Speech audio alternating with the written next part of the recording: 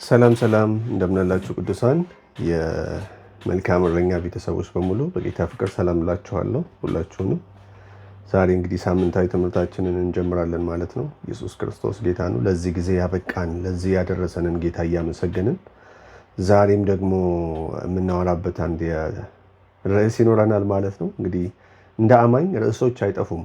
ራሳችንን ልናድስበት የሚገባ ልንማማርበት የሚገባ እውነተኛ የሆነ የእግዚአብሔር ቃሎች ስላሉ እሱን እንማማርበታለን ማለት ነው።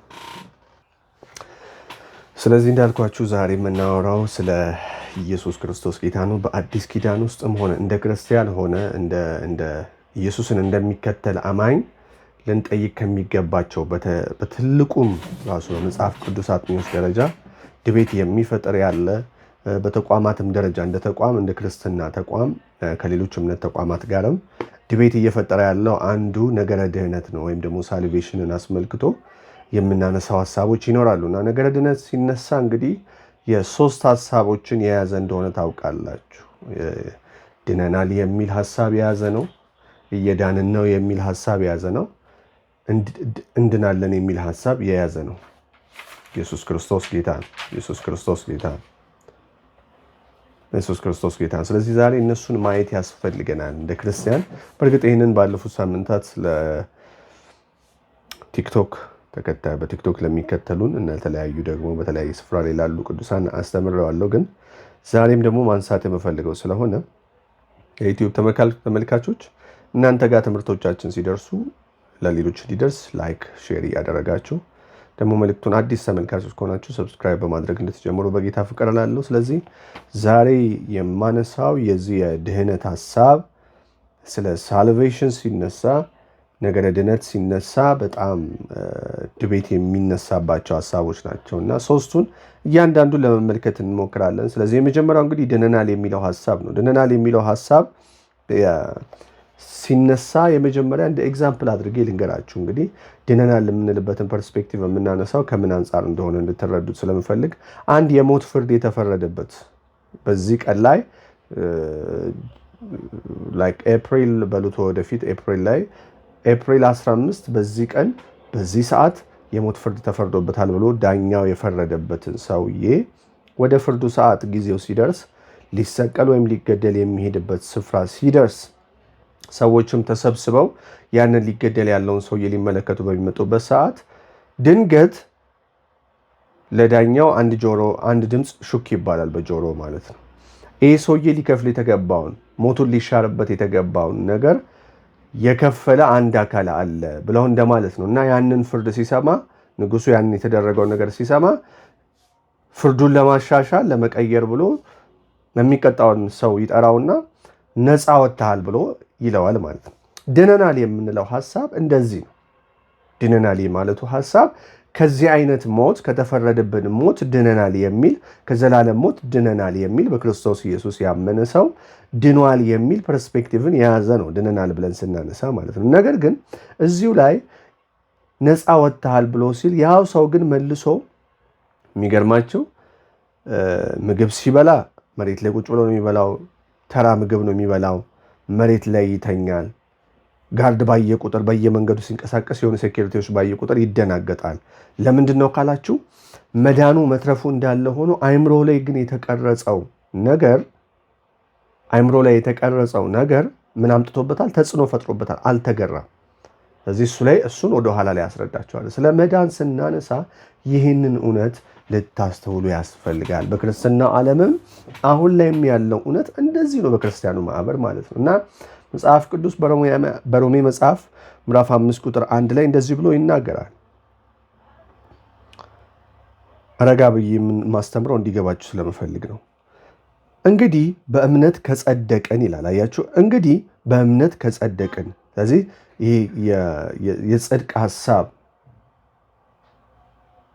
ሲነሳ ጸድቅ ያለው ሰው ድኛለሁ ብሎ ሲል የሚናገረው በእምነት እንደዳነ በግብር ወይም በራሱ ስራ እንደዳነ ሳይሆን በእምነት ከጸደቅን ይላል። መጽደቂያው ክፍል ምንድን ነው ይለናል መጽሐፍ ቅዱስ?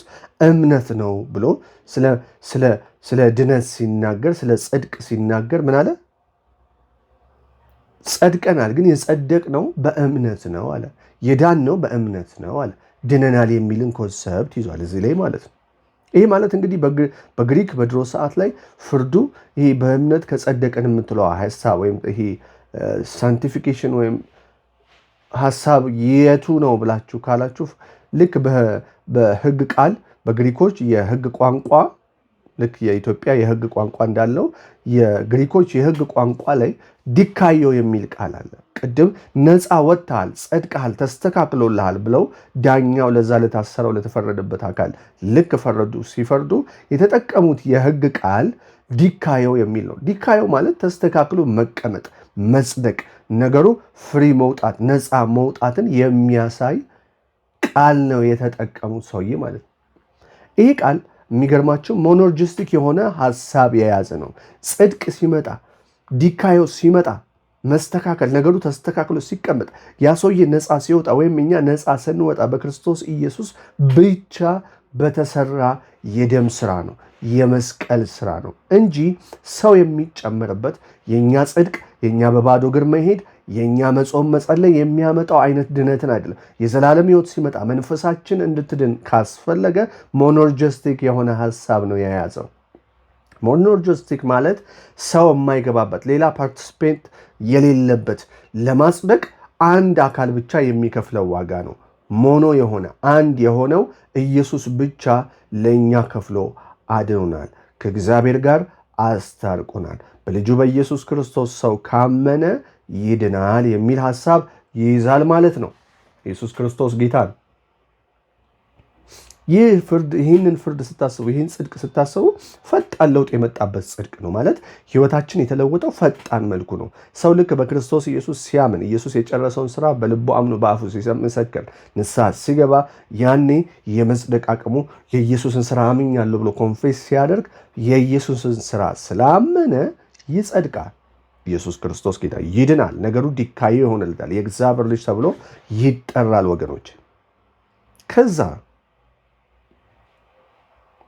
እዚህ ላይ መጨመር የምፈልገው ወደ ሁለተኛው እንድናለን ወደሚለው ሐሳብ ከመግባቴ በፊት ድነናል የምንለውን ሐሳብ ነገሩ ተስተካክሏል፣ በኢየሱስ ክርስቶስ ተከፍሎልን ድነናል ብለን የምንለውን ሐሳብ በፍርድ ቤት አንዳንድ ፍርድ ቤቶች ላይ የህግ ስርዓቶች ይሻራሉ። በጠበቃው ምክንያት ይሄ ህግ ከዚህ አንጻር አልታየም፣ ይሄ ጥፋት ከዚህ ህግ አንጻር አልታየም ብለው ህግ መሻር ሊችሉ ይችላሉ፣ ሊያሸንፉ ይችላሉ። ይሄ በዚህ በወደቀው ዓለም ላይ ማለት ነው። እና ግን ኢየሱስ ክርስቶስ የሰራው የመስቀል ስራ ሲታሰብ ግን ወገኖቼ ኢየሱስ ክርስቶስ ጌታ ነው። ማንም ጠበቃ ቢቆም ሊያሸንፉ አይችልም። ኢየሱስ ከዚህ አንጻር ያላዳነው አንግል አለ፣ ያላተረፈው አንግል አለ ብለው ቢሉ ማንም የሰው ጠበቃ ይሁን ማንም በየትኛውም ሪልም ላይ ያለ ጠበቃ ነኝ የሚል አካል ህግ አምጥቶ ሊያቀርብበት የማይችል ሊፈተን የማይችል ድል የተነሳ ለዘላለም የጸና ድህነት ሳልቬሽን አለ። ስለዚህ በክርስቶስ ኢየሱስ አዎ ጸድቀናል። በክርስቶስ ኢየሱስ ነገር ተስተካክሎናል። በክርስቶስ ኢየሱስ አዎ ድነናል።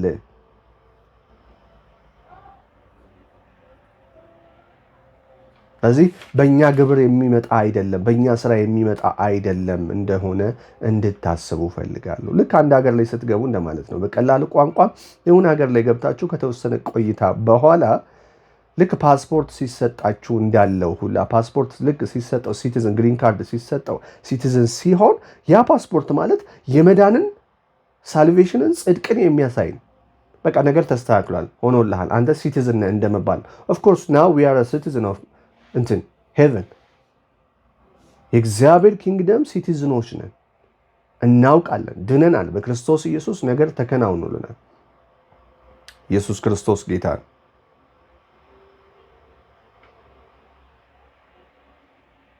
ስለዚህ አሁን ጽድቅ ሲመጣ ወደፊት አይደለም የምንጸድቀው፣ በክርስቶስ ኢየሱስ የመስቀል ስራ በማመናችን አሁን ጸድቀናል፣ አሁን ድነናል፣ አሁን ተስተካክሎልናል፣ እናምናለን። ይህንን የማይረዳ ሰው በፍርሃት እንዲኖር ያደርገዋል። ለመጽደቅ ሲሰራ እንድታየው ያደርጋቸዋል። ዋስትና በፍጹም አይሰማቸውም። በክርስቶስ ኢየሱስ ያለቀውን ስራ የማይረዳ አካል ማለት ነው። ከዛስ ይህን ከተረዳችሁ በኋላ ሁለተኛው ግን ሰው እንዴት ነው ድነናል፣ እንድናለን፣ እየዳንን ነው ብሎ የሚናገረው ካላችሁ ወደ ሁለተኛው ሐሳብ ስመጣ እየዳንን ነው ማለት ምን መሰላችሁ? ኢየሱስ ክርስቶስ ጌታ ነው። አንድ ገበሬ ዘርን ይዞ መሬት ላይ ከዘራ በኋላ በንጋታው ፍሬ እንድታበቅል ያያትና ፍሬ ሳታበቅል ስትቀር ድጋሚ አውጥቶ አይቷት ድጋሚ ይከታታል። ድጋሚ አውጥቶ አይቷት በየቀኑ አታበቅልም ብሎ ሲናደድ፣ ሲበሳጭ፣ ሲቆጣ ታያላችሁ።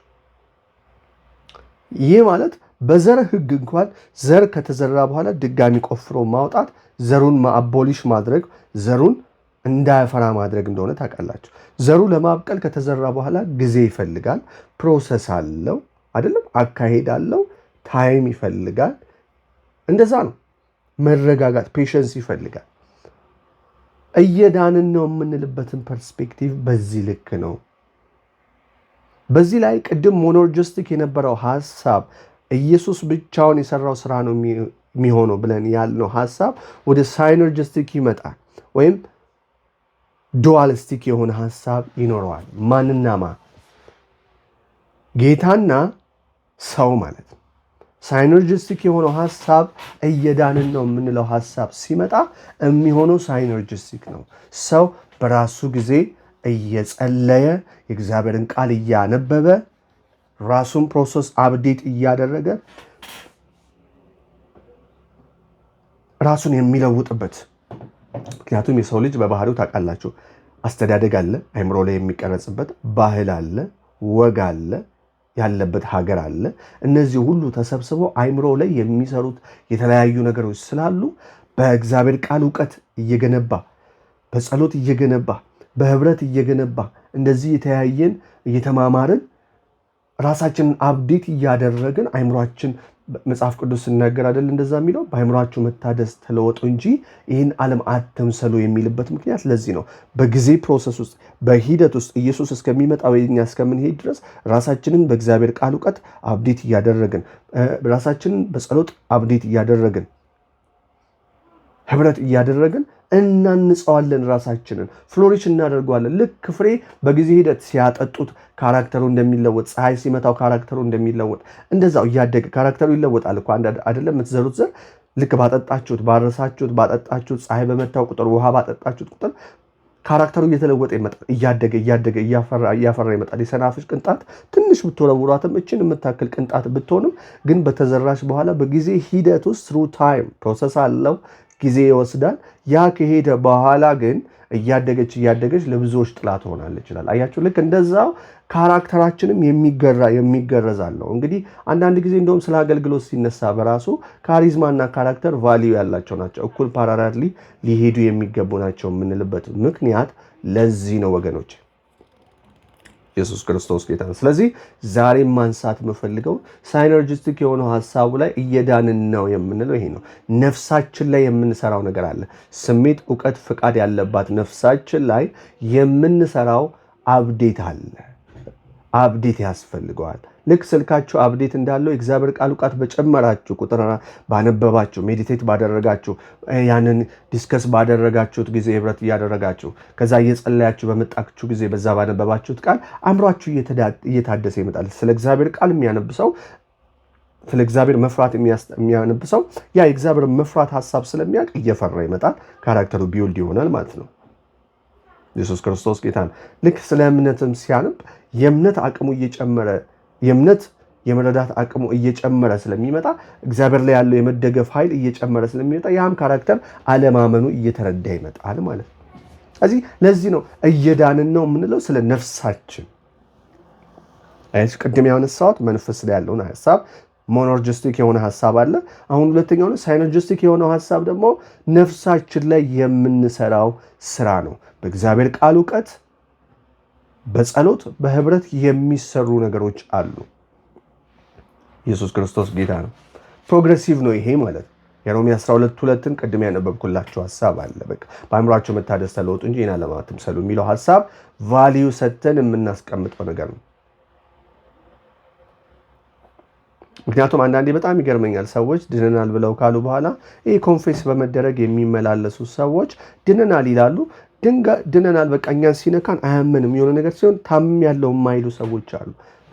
የወደቀ ዓለም ላይ ነው ያለው ሰው። ሰፈሪንግ ይኖረዋል። የወደቀ ዓለም ላይ ቻሌንጅ ይኖረዋል። እግዚአብሔር በዛ ውስጥ አበርትቶ ጉልበት ሆኖ ጸጋውን አብዝቶ ድል እንዲነሳ ያደርገዋል እንጂ መካድ አይደለም ክርስትና። በኢየሱስ ስም ከእናንተ ላይ የተነሳ ይሁን። ክርስትና የመካድ ህይወት ሳይሆን ክርስትና የማመን ህይወት ስለሆነ one thing that progressively እናስበው የሚገባው ነገር ፕሮግሬሲቭሊ አፕዴት ማድረግ አለብን። ነፍሳችንን በእውቀት እየሞላን በጸሎት እያደረግን ህብረት እያደረግን አፕዴት ማድረግ አለብን። ለዚህ የበረታን ሰዎች ልንሆን ይገባል ብዬ በደንብ አስባለሁ። ቅዱሳን በደንብ አስባለሁ።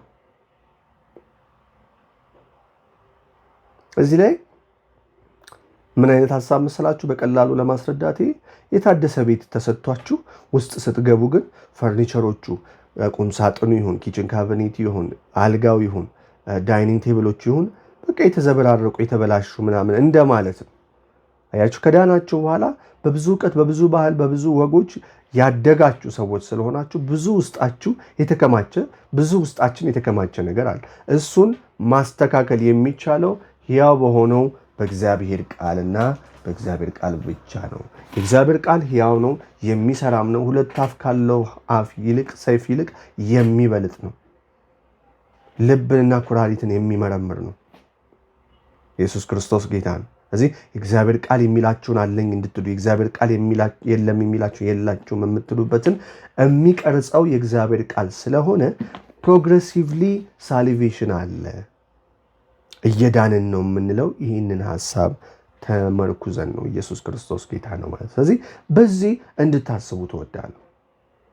ኢየሱስ ክርስቶስ ጌታ ነው። በሶስተኛ ማነሳላችሁ ደግሞ ስለ ነገረ ድነት ሲነሳ እንድናለን ብለን የምንለው ደግሞ አንድ የተቸገረ ሕፃን ልጅን አዳፕት አድርጎ አንድ ንጉሥ በምሳሌ ላስረዳችሁ ብዬ ነው። አንድ የተቸገረ ሕፃን ልጅን አንድ ንጉሥ አዳፕት አድርጎት ወደ ቤተ መንግስቱ አስገብቶት ካስገባው ቀን ጀምሮ በስልጣን በህጋዊ ስርዓት ይህ ሰው ልዑል ይሆናል። ይሄ ሕፃን ልጅ እስኪያድግ ድረስ ግን ፕሮሰስ አለው አይደል? ጊዜ ይወስዳል፣ ስልጠና ይወስዳል፣ ካልቸሮቹን ይለማመዳል፣ ንግስናው እስከሚመጣ ድረስ ይለማመዳል። ስለዚህ ስልጠና የምትሉት ቅድስናው ነው፣ በአእምሮ መታደስ የሚለወጥበት ነው። ዘውድ የምትሉት ያ ክብሩ ከመጣ የምትሉት መጨረሻ ላይ የሚመጣው ዘውድ አለ አይደል? የንግስና ልዑል ነው የሚሆነው። ከዛ በኋላ ንጉስ ነው የሚሆነው። ያ እስከሚመጣ ድረስ ስልጠና ይወስዳል። ቅድስና ውስጥ እግዚአብሔር ቃል እውቀት ራሱን አብዴት እያደረገ ይሄዳል። መጨረሻ ላይ ሰዓቱ ሲደርስ ግን ወደ ዘውዱ ወደ ክብሩ ይመጣል አይደል? ልክ እንደዛው የሶስተኛው ደግሞ ይሄ የሚበሰብሰው ስጋችን በማይበሰብሰው ተለውጦ ኢየሱስ ክርስቶስ ጌታ ነው። በጣም የምወደው ጊዜ ነው ይህ ጊዜ ማለት ኢየሱስ በመለከት ድምፅ በክብር የሚመጣበት እንድናለን የምንልበት ተስፋ የምናደርገው እውነተኛው ሳልቬሽን ሁሉም የሚስተካከልበት ማለት ነው። ሙሉ ለሙሉ ጻድቅነታችን ኮንፈርምድ የሚሆንበት ሙሉ ለሙሉ መዳናችን የሚረጋገጥበት ወደ አዲሲቷ ከተማ የምንሄድበት እሱ ዘመን ደግሞ አለ። ኢየሱስ ክርስቶስ ጌታ ነው። ወይ እሱ እስከሚመጣ ወይ እኛ እስከምንሄድ ድረስ ይሄኛው በእነዚህ የሚወሰኑ ናቸው። ኃጢአት በሙሉ ለሙሉ የሚወገድበት ነው። የስጋ ለውጥ የሚመጣበት ነው። ዘላለማዊ ፍጹምነት የሚመጣበት ነው።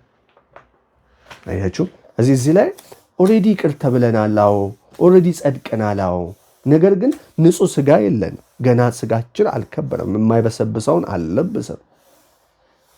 ከወደቀ ዓለም ውስጥ ስላለን የተወሰኑ ስቃዮች ይኖራሉ። በምድር ላይ ሰፈሪንጎች ይኖራሉ። ብዙ ቻሌንጆች ይኖራሉ። ኢየሱስ ክርስቶስ ጌታ ነው። ኢየሱስ ክርስቶስ ጌታ ነው። ይህን የመጽሐፍ ቅዱስ ክፍል ላንብብላችሁ። ኢየሱስ ጌታ ነው። የማቴዎስ ወንጌል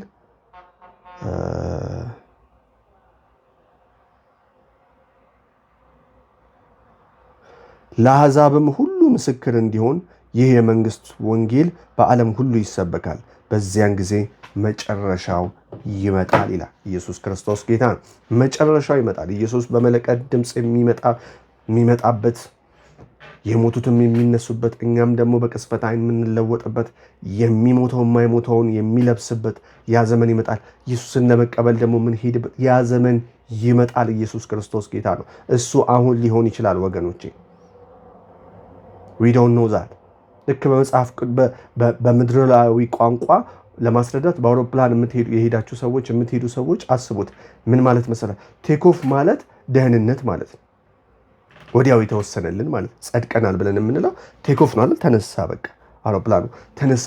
ከዛ ደግሞ ጉዞ አለ አይደለ? ፕሮሰስ ያልኳችሁ ቅዱስ እየዳንን ነው ብዬ ያልኳችሁ ፕሮሰስ አለ። ጊዜ ይወስዳል።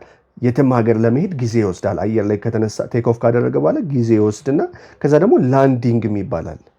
ልክ ሲያርፍ እሱ የክብር ህይወት ይባላል። ኢየሱስ ክርስቶስ ጌታ ነው። አያችሁ፣ ልክ እንደዛ ተረዱት ነው። ስለዚህ የመጨረሻው ጊዜ ይሆናል ብሎ የማቴዎስ ወንጌል መጽሐፍ እንደተናገረ ወገኖች፣ እሱ አሁን ሊሆን እንደሚችል በማሰብ ያልዳናችሁ ሰዎች ራሳችሁን፣ የዳንን ሰዎች ራሳችንን አብዴት እንድናደርግ፣ ያልዳናችሁ ሰዎች ካሉ በቤተሰቦቻችሁ፣ በዙሪያችሁ፣ በጓደኞቻችሁ ዙሪያ ያልዳኑ ሰዎች ካሉ ወንጌል መስራትን ልመዱ። ነፍሳት ይዳኑ። ኢየሱስ ክርስቶስ ጌታ ነው። ስለዚህ በዚህ ነገር በዚህ ወንጌል እንድትበረቱ ለማለት እወዳለሁ። ኢየሱስ ክርስቶስ አድኖናል። እየዳንን ነው፣ እንድናለንም። ኢየሱስ ክርስቶስ ይወዳቸዋል። ጌታ ይወዳቸዋል። ወንጌል ስሩ፣ ነፍሳት ይዳኑ። መጽሐፍ ቅዱስ ሲናገር መኸሩ ብዙ ነው፣ ሰራተኞች ግን ጥቂቶች ናቸው ነው የሚለውና በቃ ሰራተኞች በስታችሁ ይህን እውነት ተረድታችሁ ወንጌል መስራት ይሁንላችሁ ለማለት እወዳለሁ። አምላኬ እንደ ባለጠግነቱ መጠን በክብር በክርስቶስ ኢየሱስ በነገር ሁሉ እንዲባርካችሁ ጸሎቴ ነው። እግዚአብሔር አምላክ ይባርካችሁ። ተባረኩ። መልካም ጊዜ ይሁንላችሁ። ሻሎም